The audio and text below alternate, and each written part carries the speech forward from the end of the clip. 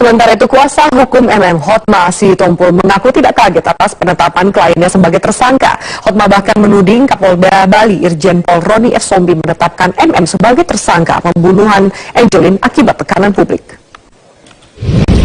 Tidak kaget. Kenapa tidak kaget? Karena Kapolda sudah berulang kali bilang akan ada tersangka baru, Padahal hasil laboratorium belum ada, inafis belum ada. Kapolda yang terhormat itu sudah bicara akan ada tersangka baru. Kami menilai Kapolda sementara ini menetapkan tersangka karena tekanan.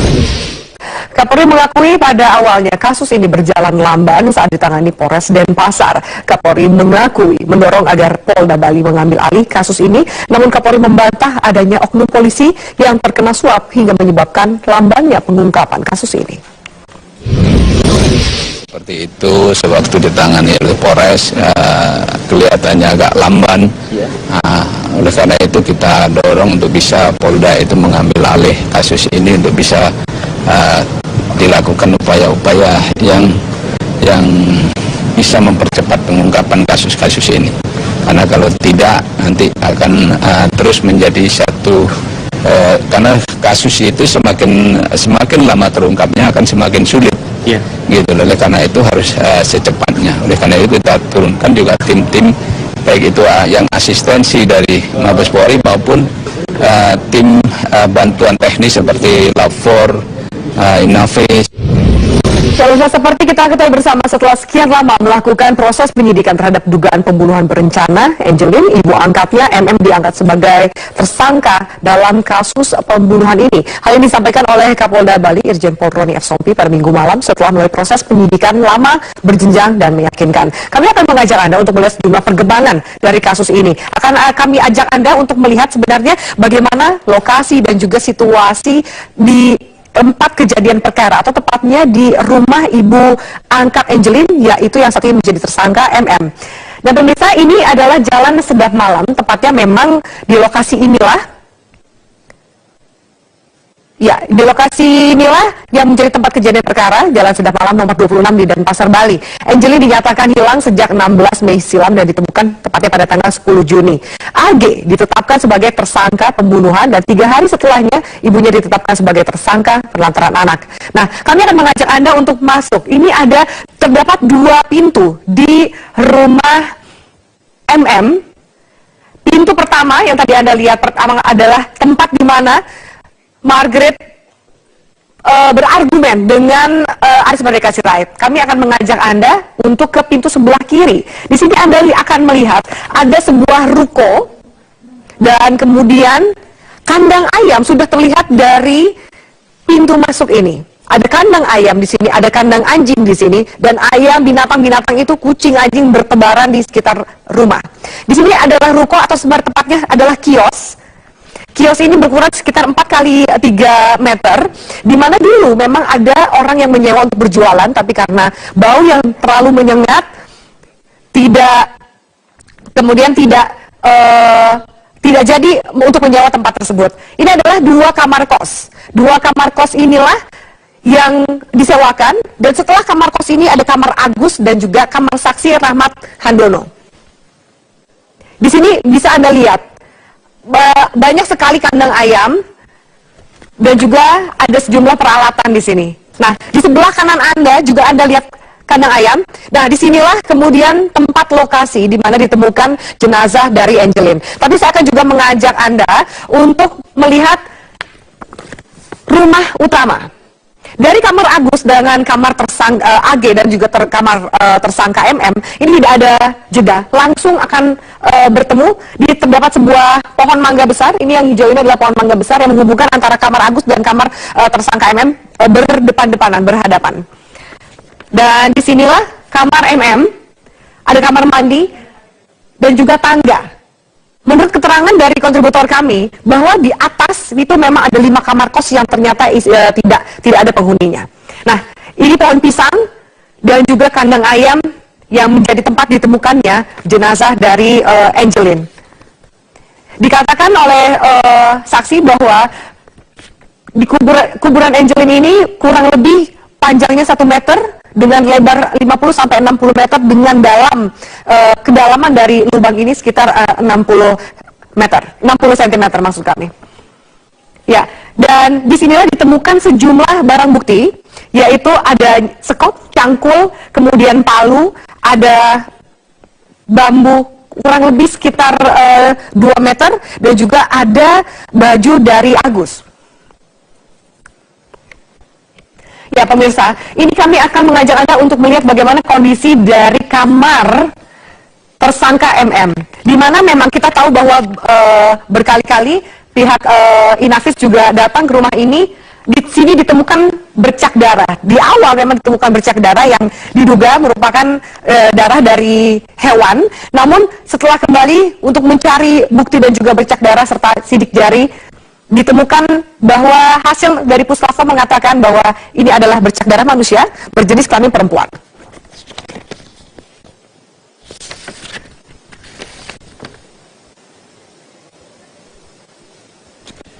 Ya, bahkan juga hasil keterangan dari dokter forensik di Rumah Sakit Sangla di Denpasar melakukan otopsi jenazah Angelin yang mengatakan ditemukan bekas penganiayaan di bagian kepala yang menyebabkan korban meninggal. Dengan adanya penemuan ini bercak darah, hasil investigasi sidik jari di TKP dan juga forensik jenazah yang kemudian dengan hasil inilah menetapkan MM sebagai tersangka. Ini adalah kamar mandi. Ditemukan juga alat bukti berupa sapu dan juga kain pel di dalam kamar mandi ini yang diduga digunakan untuk menghilangkan jejak atau barang bukti. Lalu saya akan mengajak Anda ke tempat jenazah di mana jenazah dari Angelin ini ditemukan, yaitu tepat di belakang kandang ayam dan juga pohon pisang. Terletak di pojok sekali di rumah, ditutup juga oleh tembok tinggi di halaman belakang. Di sini ditemukan balok kayu, ada sekop, bambu, palu, cangkul, dan juga pakaian dari tersangka AG. Ya, baik pemirsa.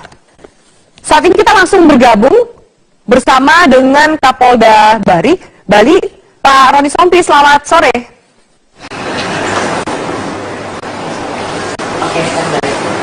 Pak Roni. Selamat sore, Mbak Afiani. Ya, Pak Roni, selamat sore. Baik, saya baru saja menjelaskan sejumlah rincian dan juga kronologis dari penetapan MM sebagai tersangka. Kalau Anda lihat, kita juga tahu bahwa ada keterangan dari kuasa hukum MM yang mengatakan Anda terlalu terburu-buru di bawah tekanan publik untuk menetapkan ini. Bagaimana tanggapan Anda?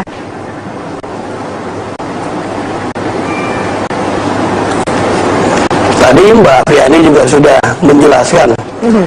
Apa yang tadi dijelaskan Mbak Afiani itu adalah bukti permulaan yang cukup ketika penyidik Polda Bali menetapkan seseorang sebagai tersangka, yaitu Nyonya MM sebagai tersangka yang bertanggung jawab terhadap kematian Angelin akibat adanya perbuatan kekerasan terhadap Angelin yang disaksikan oleh tersangka AG.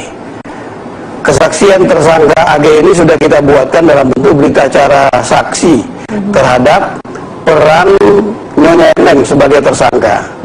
Oleh karena itu, dengan penguatan keterangan ahli dokter forensik Rumah Sakit Sangla tentang penyebab kematian Angelin adalah kekerasan yang dialami oleh korban. Kemudian juga berita acara pemeriksaan di TKP yang bersesuaian dengan keterangan tersangka AG sebagai saksi, maka keterangan AG yang terdahulu bisa dibuktikan melalui berita acara pemeriksaan di TKP yang dibuat oleh ahli laboratorium forensik cabang Denpasar. Demikian juga pemeriksaan di ruang kamar Nyonya MM juga sudah dibuatkan sebuah analisis atas hasil pemeriksaan dan pengolahan tempat kejadian perkara oleh ahli laboratorium forensik cabang Denpasar Bali. Demikian Mbak Afiani. Baik Pak Roni, kita akan jeda sejenak, namun nanti jangan mana-mana, kita juga akan berdialog bersama para kuasa hukum baik dari tersangka AG maupun tersangka MM. Tetaplah bersama kami pemirsa di Prime Time News.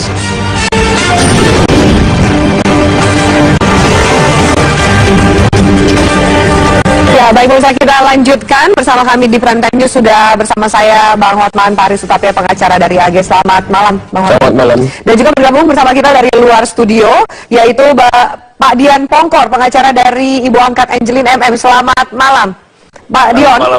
Selamat malam Mbak Afi. Iya, baik. Masih juga bersama kami, yaitu Kapolda Bali, Pak Roni masih bersama kami.